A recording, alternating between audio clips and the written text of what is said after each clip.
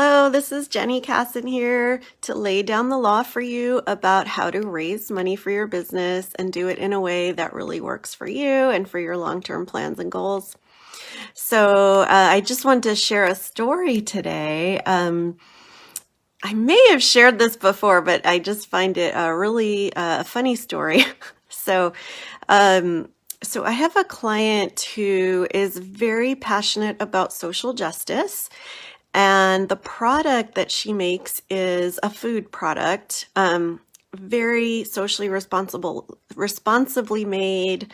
It's all about like doing good by the planet, hiring disadvantaged people that, need support to rebuild their lives, all kinds of stuff like that. So she really has no desire to anytime soon be talking about selling her business. She's young. She wants to run it for a long time. She has a young kid. He may want to take it over someday.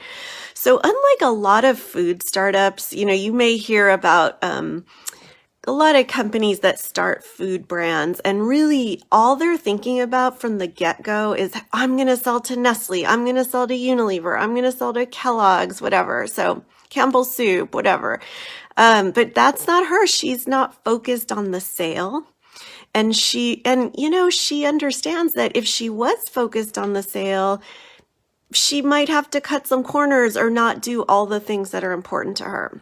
So no plans to sell the company. However, definitely plans to have a super profitable, successful company.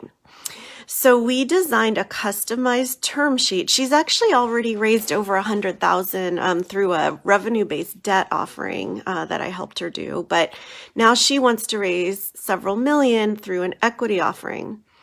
But because she doesn't have a plan to sell her business anytime soon, we needed to figure out a way for her investors to be able to get paid without her having to sell the company. Because a lot of, that's kind of the standard term sheet in the world of venture capital and high growth startups. It's invading the food space quite a bit to that model that the way investors get paid is when you sell the company.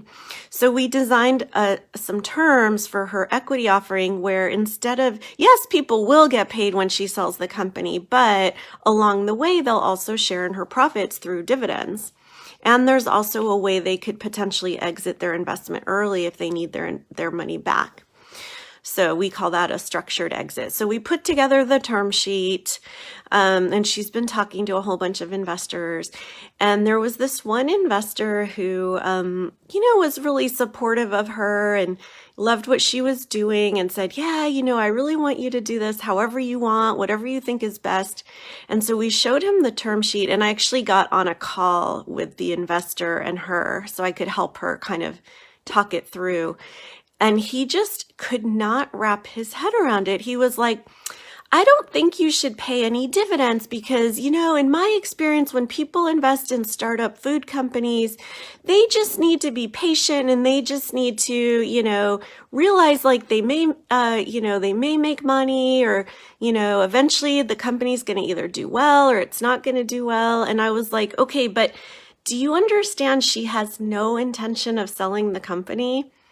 So if we don't build dividends in, anyone who invests, it's highly likely they will never make a dime off of their investment. Like, do you understand that? And he was just like, he could not wrap his head around that. So it's like, if you're not planning to sell the company, there has to be, unless your investors are just highly generous people that have no interest in getting paid, there has to be a way for investors to make money off of their investment. So we finally explained this to him, and after it was really hard for him to understand. He even said to us at one point, "What are you smoking?" while we were telling him about this. But he finally understood. Oh, okay, I get it.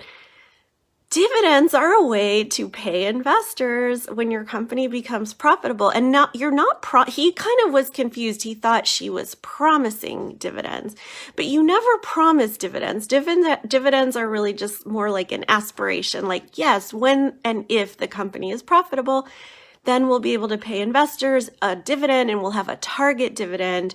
There's no promises. It's actually not really legal to promise a dividend, although there is one type of dividend called cumulative where you can do that. But even that, like it doesn't necessarily get paid right away. So anyway, so I just thought it was really funny how hard a concept that was for him. And whereas I think if we explained it to like a regular person who didn't have investment experience, it would make total sense to them.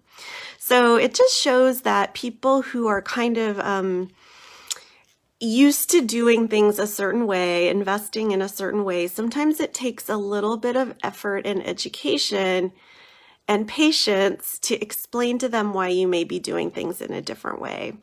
So, and really what I just want to, kind of the point I want to make is that you should design your investment offering so it fits your goals and values, even if there may be some investors who kind of look at you like you're crazy, don't get it, because you will find people that will totally get it and will be happy to invest on the terms that you've designed. Because a smart investor knows that if you have the right support and advice, the investment offering you're going to design is probably going to be the one that's most likely to result in a win-win for the investors and the company.